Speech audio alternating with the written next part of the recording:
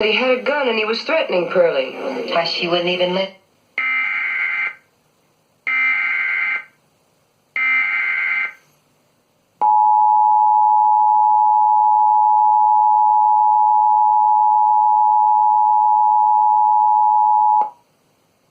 The National Weather Service in Detroit, Pontiac has issued a severe thunderstorm warning for Monroe County in southeastern Michigan until 3:45 p.m.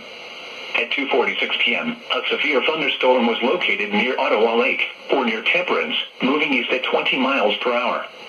Hazard, quarter-size hail. Source, radar indicated. Impact, damage to vehicles is expected. This severe thunderstorm will be near Lambertville around 2:55 p.m. Temperance around 3 p.m. Pier around 3:25 p.m. Other locations impacted by the severe thunderstorm include Carleton, Monroe, Dundee, Temperance, Ida, Petersburg, Pier, Maybe, Lambertville, and Ottawa Lake. Repeating, a severe thunderstorm warning has been issued until 3:45 p.m. for the following county: Monroe, Michigan,